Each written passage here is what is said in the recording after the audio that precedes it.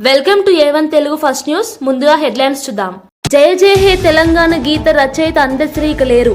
హైదరాబాద్ లోని గాంధీ ఆసుపత్రిలో చికిత్స పొందుతూ మృతి. ఆయన రాసిన జయ జయ హే తెలంగాణకు రాష్ట్ర గీతంగా గుర్తింపు. తెలంగాణ ఉద్యమంలో తన పాటలతో కీలక పాత్ర పోషించిన అందశ్రీ. సీఎం చంద్రబాబు అధ్యక్షతన ఏపీ మంత్రివర్గ సమావేశం. మామండూరు అటవీ ప్రాంతం ఎర్రచందనం డిపో సందర్శన వివరాలు పంచుకున్న పవన్ చొరవను ప్రత్యేకంగా ప్రస్తావించిన సీఎం చంద్రబాబు. నేటి కేబినెట్ సమావేశంలో 70 అంశాలపై చర్చ. ఆడబిడ్డ రాజకీయమేంటో చూపిస్తా, బీఆర్ఎస్ తో బంధం తెగిపోయింది అన్న కవిత. తనను అవమానకరంగా బీఆర్ఎస్ నుంచి సస్పెండ్ చేశారని కవిత ఆవేదన. ఆకలిని తట్టుకుంటా కానీ అవమానాన్ని సహించలేనన్న జాగృతి అధ్యక్షురాలు. మంత్రిగా బాధ్యతలు స్వీకరించిన అజారుద్దీన్. మైనార్టీల సంక్షేమం, పబ్లిక్ ఎంటర్ప్రైజెస్ శాఖల బాధ్యతల స్వీకరణ. కుటుంబ సభ్యులతో కలిసి సచివాలయానికి రాక ముస్లిం మత పెద్దల ప్రార్థనల అనంతరం ఛాంబర్లో బాధ్యతల స్వీకారం.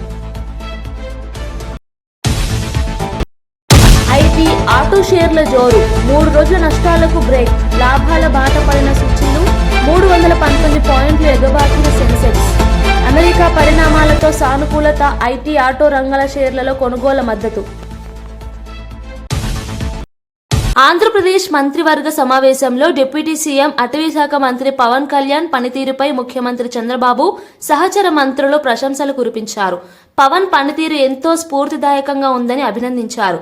సోమవారం సీఎం చంద్రబాబు అధ్యక్షతన అమరావతిలో జరిగిన కేబినెట్ భేటీలో ఈ ఆసక్తికర పరిణామం చోటు చేసుకుంది. ఇటీవల మామండూర్ అటవీ ప్రాంతంతో పాటు మంగళంలోని ఎర్రచందనం డిపోను సందర్శించిన వివరాలను పవన్ కళ్యాణ్ నేటి మంత్రివర్గ సమావేశంలో పంచుకున్నారు. వైసీపీ నేత పెద్దిరెడ్డి ఆక్రమణలపై ఆధారాలతో వీడియోలు తీయించానని తెలిపారు. సందర్భంగా ఆయన చొరవను, క్షేత్రస్థాయిలో పనిచేస్తున్న తీరును సీఎం ప్రత్యేకంగా అభినందించారు. పట్టుబడిన ఎర్రచందనం దుంగలతో ఏవైనా పరికరాలు చేద్దామని చంద్రబాబు ప్రతిపాదించారు. చేయడానికి 1000 కోట్ల రుణం ఇవ్వబోతోంది. ఆ రుణానికి సంబంధించిన కంఫర్ట్ లెటర్ ప్రభుత్వం ఇచ్చే ప్రతిపాదనని ఆమోదించడం జరిగిందని చెప్పేసి మనం చేస్తాం. రాష్ట్రంలో కేంద్ర ప్రభుత్వం ప్రవేశపెట్టిన model bill to provide for the maintenance of fire and emergency services for the state 2019కి అనుగుణంగా ఆంధ్రప్రదేశ్ ఫైర్ సర్వీసెస్ చట్టం 1999 కొన్ని సవరణలు చేసేందుకు ఒక ఆర్డినెన్స్ ప్రకటించేందుకు చేసిన ప్రతిపాదన రాష్ట్ర మంత్రి మండలి ఆమోదం తెలిపింది. ఇది ఈజ్ ఆఫ్ డూయింగ్ బిజినెస్లో భాగంగా ఇది చేయటం జరిగిందని చెప్పేసి మనం చేస్తాను. ఎందుకంటే ఈ మోడిఫికేషన్స్ ద్వారా ఏదైనా కొత్త నిర్మాణాలకు కానివ్వండి, కొత్త సంస్థల ఏర్పాటుకు కానివ్వండి, ఏదైతే పర్మిషన్స్ కావాలో అవి త్వరితగతిన లభించడానికి అవకాశం ఉంటుందని చెప్పేసి మనం చేస్తాను. అదేవిధంగా GOMS number 17 home paroles and HRC dated 17/4/2025 నిర్దేశించిన నియమావళి ప్రకారం 1 జూన్ 2025 నాటికి అర్హులైన 3 జీవిత ఖైదీలైన వ్యక్తులకు క్షమాభిక్ష ఇచ్చేందుకు చేసిన ప్రతిపాదనకు రాష్ట్ర మంత్రి మండలి ఆమోదం తెలిపింది. ముగ్గురు పేర్లు ఇవ్వలేదు, 3 చెప్తాను నేను. 14-15 తేదీల్లో విశాఖపట్నంలో నిర్వహించబడుతున్న 30వ పార్ట్నర్షిప్ సమ్మిట్ 2020 సందర్భంగా పర్యావరణ అనుకూల పట్టణ పరిపాలన అంటే urban administration, digital administration, digital governance, real time governance, human resources development, sustained economic growth రంగాల్లో ఆంధ్రప్రదేశ్ ప్రభుత్వం మరియు సింగపూర్ ప్రభుత్వం మధ్య సంస్థాగత సామర్థ్యాలను పెంపొందించేందుకు అవగాహన ఒప్పందం MOU కుదుర్చుకోవడానికి ఐటీ శాఖ మంత్రి మరియు ప్రభుత్వ ప్రధాన కార్యదర్శి మరియు ఆర్థిక శాఖ వారికి ఆంధ్రప్రదేశ్ ప్రభుత్వం తరఫున MOUపై సంతకం చేసే అధికారం ఇచ్చేందుకు చేసిన ప్రతిపాదన రాష్ట్ర మంత్రి మండలి ఆమోదం తెలిపింది. CRDA ప్రాంతంలోని వివిధ సంస్థలకు భూమి కేటాయింపుల సమీక్షకు సంబంధించి 20th గ్రూప్ ఆఫ్ మినిస్టర్స్ సమావేశంలో చేసిన సిఫార్సులను తెలంగాణ రాష్ట్ర గీతం జయ జయ హే తెలంగాణ రూపశిల్పి, ప్రముఖ కవి, రచయిత అందశ్రీ కన్నుమూశారు. గత రాత్రి హైదరాబాద్లోని తన నివాసంలో ఆయన తీవ్ర అస్వస్థతకు గురయ్యారు. దీంతో కుటుంబ సభ్యులు ఆయన వెంటనే గాంధీ ఆసుపత్రికి తరలించారు. అక్కడ చికిత్స పొందుతూ ఆయన తుది శ్వాస విడిచినట్లు కుటుంబ సభ్యులు తెలిపారు. అందశ్రీ కలం నుంచి జాలువారిన జయ జయ హే తెలంగాణ గీతాన్ని తెలంగాణ ప్రభుత్వం రాష్ట్ర అధికారిక గీతంగా గుర్తించిన విషయం తెలిసిందే. తన పాటలు, రచనలతో ఆయన తెలంగాణ ప్రత్యేక రాష్ట్ర ఉద్యమంలో కీలక పాత్ర పోషించారు. ఉద్యమ సమయంలో ఆయన గీతాలు ప్రజల్లో స్ఫూర్తిని రగిలించాయి. చెస్ట్ డిస్కంఫర్ట్, కొద్దిగా ఆయాసము ఇలాగా చెప్పారంట. ఇంట్లో తను నెగ్లెక్ట్ చేసినట్టున్నారు. కానీ ఒక 1-2 డేస్ నుంచి మళ్ళీ బీపీ టాబ్లెట్స్ వాడుతున్నారు. నైట్ మామూలుగానే పడుకున్నారంట. మార్నింగ్ లేచి వాళ్ళ వైఫ్ చూడగానే కింద పడిపోయినారంట. రాత్రి ఏం జరిగిందో తెలియదు, కింద పడిపోయినారు. మేబీ తనకి ఏమైనా చెస్ట్ డిస్కంఫర్ట్ వచ్చి హార్ట్ అటాక్ ఏమైనా వచ్చి ఉండొచ్చు. రాగానే 6:20 ప్రాంతంలో చూశారంట వాళ్ళు. గాంధీ హాస్పిటల్కి 7:20కి తీసుకొచ్చారు. రాగానే ఇవన్నీ డిక్లేర్ చేశాం. చూసి మా డిఎంఓ డాక్టర్ శృతి, డాక్టర్ సింధూర వీళ్ళు చూసి డిక్లేర్ చేశారు. అంటే మార్నింగ్ ఎన్ని గంటలకు, అంటే ఎక్కడ, ఏ విధంగా, అంటే బెడ్రూమ్లోనే అసలు ఏం జరిగింది? బెడ్రూమ్ బాత్రూమ్ దగ్గర పడిపోయినారంట. హార్ట్ స్ట్రోక్ అనొచ్చా? ఏమండి, హార్ట్ స్ట్రోక్ వచ్చి ఉండొచ్చు. తనకి ఇంతకుముందు ఏమీ స్ట్రోక్ ఇట్లాంటివి హార్ట్ ప్రాబ్లమ్స్ ఏం లేవు. ఓన్లీ బీపీ మాత్రం ఉంది. దానికి ట్రీట్మెంట్ వాడుతున్నారు. 1 నెల నుంచి వాడట్లేదు. సార్, మరి ఇంతకుముందు ఎప్పుడు హార్ట్ స్ట్రోక్ లేదంటున్నారు. మరి అంటే తీసుకురావడంలో లేట్ జరిగిందా, లేకపోతే ఎందుకు చనిపోయారు అనుకుంటారు? 2-3 రోజుల నుంచి తనకు డిస్కంఫర్ట్ ఉంది. దానికి డాక్టర్ని కన్సల్ట్ చేయలేదు. వాళ్ళ ఫ్యామిలీ ఏమంటున్నారు? ఫ్యామిలీ అదే, వాళ్ళు చెస్ట్ డిస్కంఫర్ట్ ఉంది, దానికి ఏమీ ట్రీట్మెంట్ తీసుకోలేదు. నైట్ పడుకున్నారు. మార్నింగ్ లేవగానే పడిపోయినారు. అంటే చనిపోయిన కొద్దిసేపటికే బాడీ మొత్తం స్టిఫ్ అయిందని చెప్తున్నారు. అట్లా జరుగుతుందా అసలు? సరిపోతుంది. కొద్దిసేపటికి కాదు, ఫ్యూ అవర్స్కి. ఇప్పటికే 4-5 గంటలు జరిగి ఉంటుంది. తెలంగాణ జాగృతి అధ్యక్షురాలు ఎమ్మెల్సీ కల్వకుంట్ల కవిత బీఆర్ఎస్ పైన, మాజీ మంత్రి హరీష్ రావు పైన సంచలన ఆరోపణలు చేశారు. అధికారం ఎవరికీ శాశ్వతం కాదని, అలా అనుకున్న వారిని ప్రజలు ఇంట్లో కూర్చోబెట్టారని వ్యాఖ్యానించారు. తనను పార్టీ నుంచి అత్యంత అవమానకరంగా కనీసం షోకాజ్ నోటీస్ కూడా ఇవ్వకుండా సస్పెండ్ చేశారని ఆవేదన వ్యక్తం చేశారు. నేను తెలంగాణ బిడ్డనే, ఆకలినైనా తట్టుకుంటా కానీ అవమానాన్ని మాత్రం తట్టుకోను అని స్పష్టం చేశారు. ఆదివారం వరంగల్ ప్రెస్ క్లబ్ లో నిర్వహించిన మీట్ ది ప్రెస్ కార్యక్రమంలో ఆమె మాట్లాడారు. మాట్లాడతలేదు, నేను బీసీల కోసం బలంగా మాట్లాడుతూ ఇంకా మాట్లాడుతూనే ఉంటాను. అల్టిమేట్గా బీసీలకు లోకల్ బాడీ ఎలక్షన్స్లో రిజర్వేషన్ అన్నది నా ఫీలింగ్ కాదు. బీసీలకు చట్టసభల్లో రిజర్వేషన్ రావాలి. ఎమ్మెల్యేలుగా, ఎంపీలుగా చట్టసభల్లో రాజ్యాంగబద్ధంగా రిజర్వేషన్, అది అల్టిమేట్ లక్ష్యం. దానికోసం మొదటి స్టెప్ లోకల్ బాడీస్లో బీసీలకు రిజర్వేషన్. సో బీసీలకు సంబంధించి జాగృతి కమిట్మెంట్ ఎప్పుడూ ఉంటుంది. మిగతా సమస్యల గురించి కూడా మాట్లాడతాం. టీమిండియా మాజీ కెప్టెన్, తెలంగాణ మంత్రి అజారుద్దీన్ ఈ రోజు తన శాఖల బాధ్యతలు స్వీకరించారు. సచివాలయంలోని తన ఛాంబర్లో కుటుంబ సభ్యుల సమక్షంలో ముస్లిం మత పెద్దల ప్రార్థనల మధ్య ఆయన బాధ్యతలు చేపట్టారు. ఆయనకు కేటాయించిన మైనార్టీల సంక్షేమం, పబ్లిక్ ఎంటర్ప్రైజెస్ శాఖల మంత్రి అధికారికంగా విధుల్లో చేరారు. ఈ సందర్భంగా మంత్రి అజారుద్దీన్ మాట్లాడుతూ తనపై ఎంతో నమ్మకం ఉంచి ఈ గురుతర బాధ్యతలు అప్పగించిన ముఖ్యమంత్రి రేవంత్ రెడ్డికి కృతజ్ఞతలు తెలిపారు. సీఎం తనపై పెట్టుకున్న నమ్మకాన్ని నిలబెట్టుకునేలా పనిచేస్తానని స్పష్టం చేశారు. మంత్రిగా బాధ్యతలు స్వీకరించిన అజారుద్దీన్ కు పలువురు అధికారులు, నేతలు, సిబ్బంది శుభాకాంక్షలు తెలియజేశారు. వరుసగా 3 రోజుల నష్టాలకు స్వస్తి పలుకుతూ దేశీయ స్టాక్ మార్కెట్లు నేడు లాభాల్లో ముగిశాయి.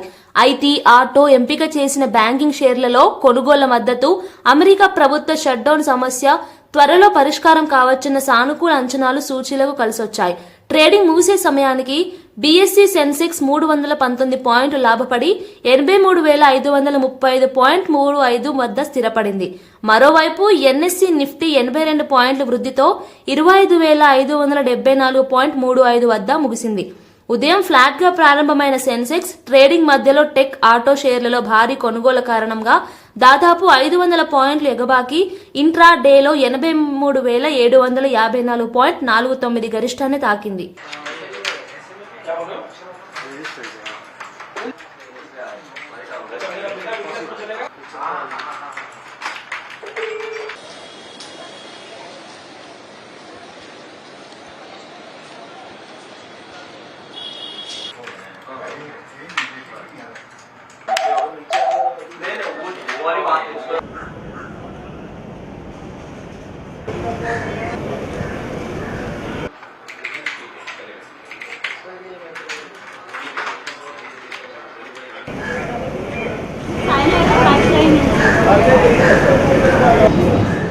కడపలోని ప్రసిద్ధ అమీన్పీర్ పెద్ద దర్గాను సినీ నటుడు కమెడియన్ అలీ ఈ రోజు దర్శించారు.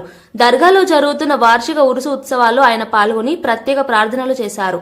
అమీన్పీర్ సయ్యద్ హజ్రత్ షాహుల్లా సాహిబ్ వలీ దర్గా చరిత్ర, విశిష్టత గురించి, అక్కడి మూలాల నుంచి వివరాలు తెలుసుకున్నారు.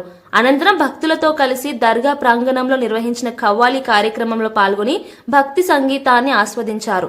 స్థానికులు, అభిమానులు అలీని చూసేందుకు పెద్ద సంఖ్యలో చేరి ఫోటోలు, సెల్ఫీలతో మురిసిపోయారు.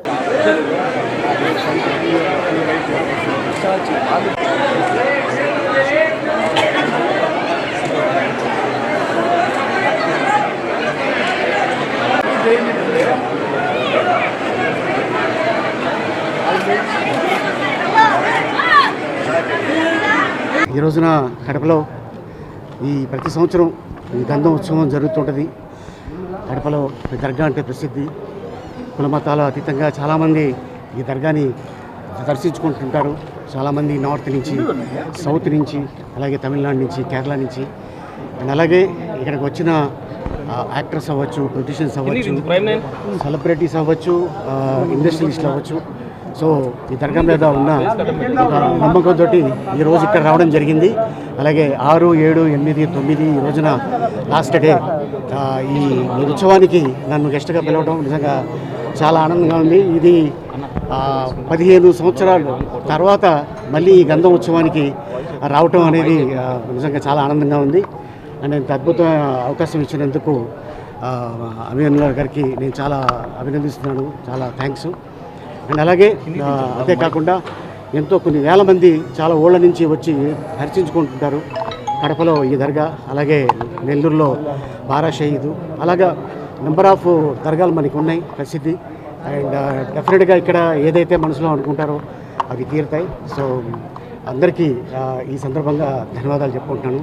And thank you so much. Upcoming project ఒకటి శివాజీది సాంప్రదాయాన్ని సూతిని సుతపూసని. తిరుమలలో అన్న ప్రసాదాల పంపిణీ విధానంపై వైసీపీ నేత, మాజీ మంత్రి అంబటి రాంబాబు ప్రశంసలు కురిపించారు. కుటుంబ సభ్యులతో కలిసి ఆదివారం తిరుమల శ్రీవారిని దర్శించుకున్న అంబటి అనంతరం తరిగొండ వెంగమాంబ అన్న వితరణ కేంద్రాన్ని సందర్శించారు. అక్కడ భక్తులకు అందిస్తున్న అన్న ప్రసాదాలను స్వయంగా స్వీకరించి రుచి చూశారు. ప్రసాదాలు రుచిగా, శుచిగా ఉన్నాయని అంబటి తన యూట్యూబ్ ఛానల్ ద్వారా తెలిపారు. అన్నప్రసాదశాలకు వెళ్ళి అక్కడ భోజనం చేయాలని అనిపించింది. ఆ తర్వాత సుమారుగా 1 గంట ప్రాంతంలో అందరం కలిసి అన్నప్రసాదశాలకు వెళ్ళాం. అక్కడే భోజనం కూడా చేశాం. అంటే భోజనం అనడం కంటే అది భగవంతుని ప్రసాదం. చాలా అద్భుతమైన భోజనం, అది చాలా రుచికరమైనటువంటి భోజనం. ఆ భోజనశాల ఎంతో నీట్గా మెయింటైన్ చేస్తున్నారు, హైజీనిక్గా ఉంది. భోజనం కూడా చాలా రుచికరంగా ఉన్నటువంటి భోజనం. తిని చాలా తృప్తి పడ్డామని ఈ సందర్భంగా చెప్పదలుచుకున్నాను. అది ఎలా మేనేజ్ చేస్తున్నారో నాకు అర్థం కాలేదు.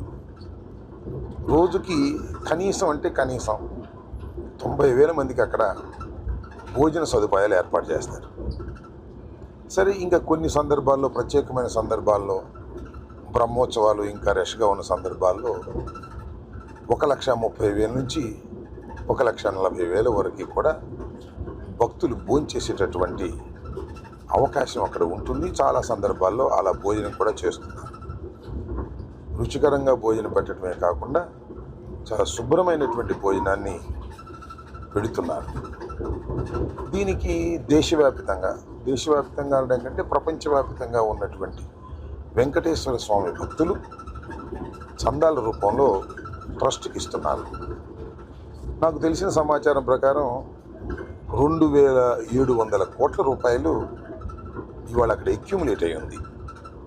దాని వడ్డీతోనే వీళ్ళందరికీ కూడా భోజనాలు పెట్టేటటువంటి పరిస్థితి అక్కడ ఉన్నది అని తెలిసి ఆంధ్రప్రదేశ్ ముఖ్యమంత్రి నారా చంద్రబాబు నాయుడు అధ్యక్షతన సచివాలయంలో రాష్ట్ర మంత్రివర్గ సమావేశం ప్రారంభమైంది.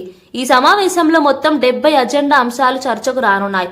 సుదీర్ఘంగా కొనసాగనున్న ఈ కేబినెట్లో ముఖ్యంగా రాష్ట్ర అభివృద్ధి, పెట్టుబడులు, ఐటీ, విద్య, ఆరోగ్య రంగాలకు సంబంధించిన కీలక నిర్ణయాలు తీసుకునే అవకాశం ఉంది. ముఖ్యంగా క్వాంటమ్ కంప్యూటింగ్ పాలసీ 2025 నుంచి 2030కు ఆమోదం తెలపనున్నట్లు సమాచారం. భవిష్యత్ టెక్నాలజీ దిశగా రాష్ట్రాన్ని ముందుకు తీసుకెళ్లే ఈ పాలసీపై అధికారులు వివరాల్ని సమర్పించనున్నారు.